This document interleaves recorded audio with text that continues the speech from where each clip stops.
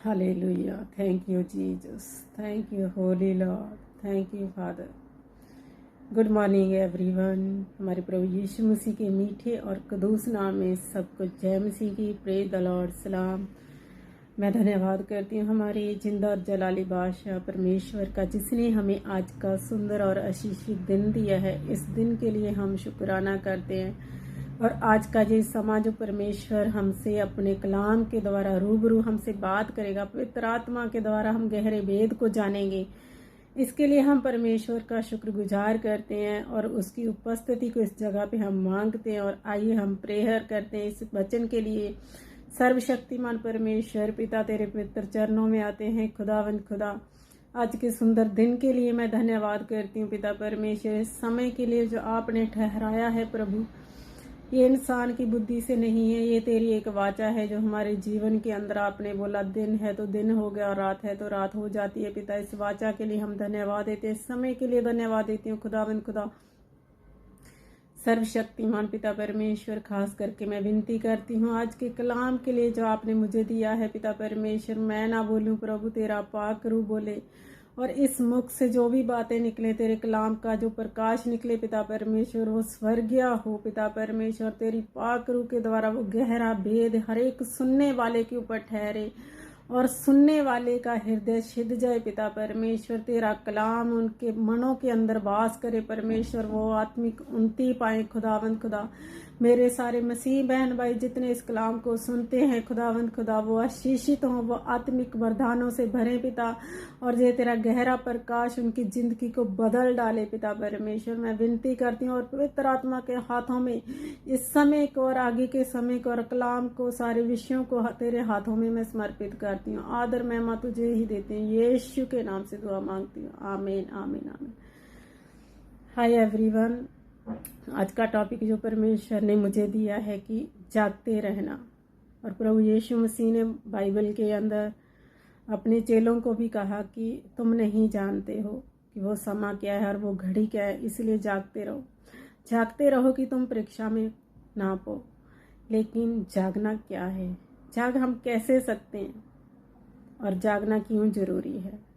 आत्मा में जागना है या हमें शरीर में जागना है? बहुत सारे बहन भाई बहुत सारी बातों में कंफ्यूजन होते हैं कि कलाम हमसे क्या कह रहा है। पर जो कलाम परमेश्वर ने मुझे दिया है, मैं विश्वास करती हूँ आज पाक रूह हर एक के साथ बात करेगा और पवित्र आत्मा हर एक को चुंबश करे इस कलाम के द्वारा। जो परमेश्वर ने स्वर्ग से हमें आत्मिक मन्ना दिया, वो आत्मिक हमारा आत्मिक भोजन आज होने पाए।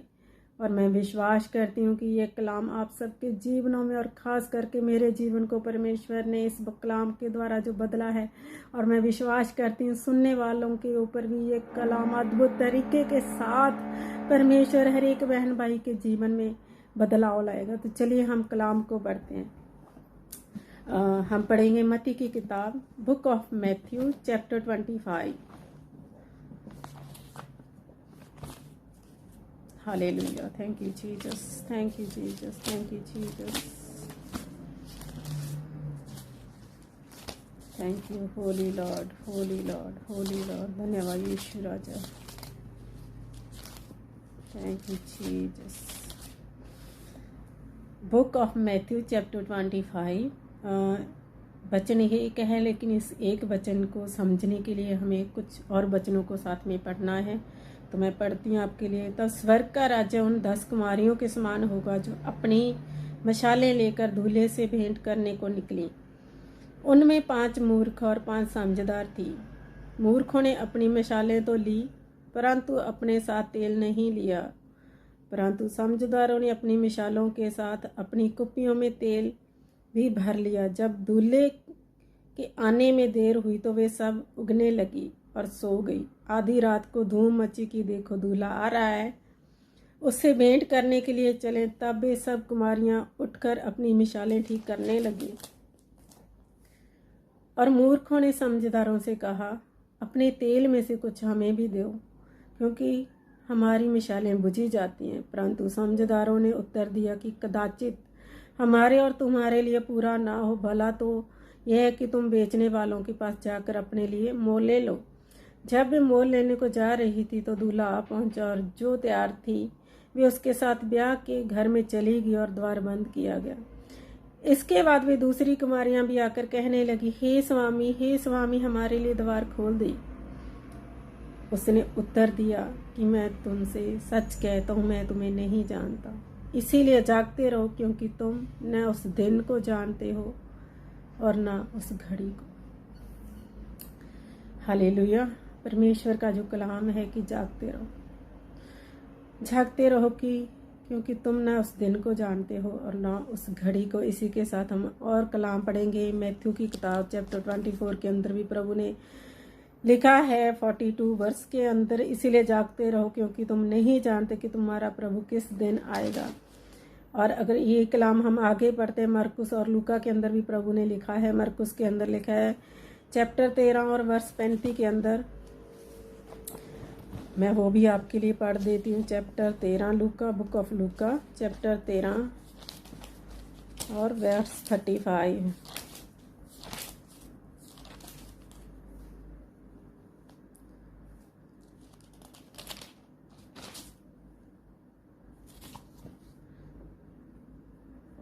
चैप्टर मरकुस चैप्टर 13 और वर्ष 35।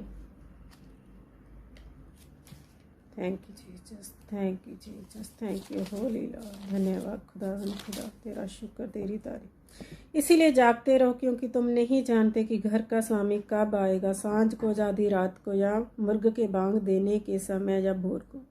Hallelujah, praise God. और हम एक और वचन को लेते हैं, लूका चैप्टर 12 की verse 40, book of Luke chapter 12 and verse 40। ये वचन जो परमेश्वर के हैं, सब जगहों पे प्रभु यीशु ने एक ही बात को बोला है कि तुम जागते रहो कि तुम परीक्षा में ना पड़ो। यहाँ भी लिखा कि तुम तैयार रहो क्योंकि जिस घड़ी तुम सोचते भी नहीं, उस घड़ी मनुष्य का पुत्र आ जाएगा। Hallelujah, praise God, thank you Jesus. ये कलाम जो परमेश्वर ने दिया, इसलिए जागते रहो क्योंकि तुम ना उस दिन को जानते हो ना उस समय को। मेरे प्यारे भाई और बहनों, हम सब जानते कि ये समा अंत का समा चल रहा है। हर बहन भाई के अंदर एक अलग सा जोश है कि मैं परमेश्वर के राज्य के लिए कुछ करना चाहता हूँ। हर कोई चाहता है कि मैं आत्मिक वरदानों से भरना चाहता हूँ, मैं परमेश्वर को देखना चाहता हूँ, मैं परमेश्वर को सुनना चाहता हूँ।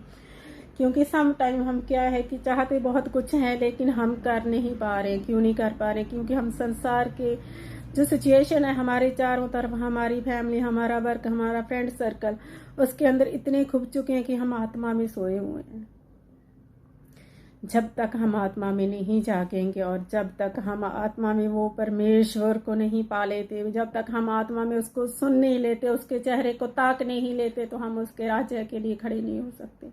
क्योंकि परमेश्वर को सुनना और उसके वचन को सुनना ही विश्वास को बढ़ाता है। मेरे प्यारे भाइयों और बहनों, जब हम अपने ही हालातों में उलझ जाते हैं, हम जब छोटी छोटी बातों को लेके फ्रस्ट्रेट हो जाते हैं और छोटी छोटी बातें हमारे ऊपर इतनी इफेक्ट हो जाती हैं, तो वो आप समझो कि हम कहीं ना कहीं रॉन्ग हैं, कहीं ना कहीं हम बुझे हुए हैं, कहीं ना कहीं हम परमेश्वर के कलाम पे नहीं चल रहे हैं। मेरे प्यारे भाइयों और बहनों, ये जो कटनी का समय, इसमें ज़रूरत है हमें जागते रहने की। जागना शरीर में भी है और जागना आत्मा में भी है।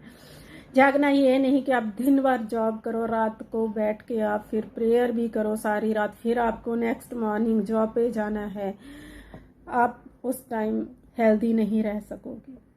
जॉब भी करनी है क्योंकि जॉब भी हमें एक परमेश्वर की तरफ से आशीष होती है और बहुत सारे लोगों के लिए वो जॉब, वो आशीष, वो पैसा बहुत सारे लोगों के लिए एक आशीष का कारण होती है। और उसी आशीष के द्वारा परमेश्वर, उसी पैसे के द्वारा परमेश्वर के नाम की महिमा होती है। जॉब भी हमारे लिए बहुत ही इम्पोर्टेंट है और जागना भी हमारे लिए इम्पोर्टेंट है। पॉइंट ये है कि हम जाग कैसे सकते हैं। आत्मा में जागना क्या होता है? प्रभु यीशु ने बार बार अपने चेलों को क्यों बोला कि तुम जागते रहो और प्रार्थना करो कि तुम परीक्षा में ना पड़ो। Hallelujah, praise God, thank you Jesus. मेरे प्यारे भाई और बहना, जागना मसीह में है, जागना आत्मा में है। जब हमारे ऊपर कुछ भी इफेक्ट होता है, किसी भी बात का होता है, किसी भी चीज़ का होता है, इंसानों के ही द्वारा होता है। क्योंकि आप जानते हैं कि संसार का जो राज्य है वो शैतान का और पाप का है, पर उससे बड़ा हमारा प्रभु यीशु मसीह है, जिसने बोला कि तुम ढांढस बांधो, मैंने संसार को जीत लिया। Hallelujah, praise God. जब हमारे ऊपर कोई भी इफेक्ट होता है, जब हमारे ऊपर कोई अटैक करता है, उस टाइम हमें अपसेट होने की बजाय, उस टाइम हमें मांस और लोहू से युद्ध करने की बजाय आत्मा में देखना है, आत्मा में परखना है कि ये क्या हो रहा है, क्यों हो रहा है और क्यों मुझ पे ही इफेक्ट हो रहा है।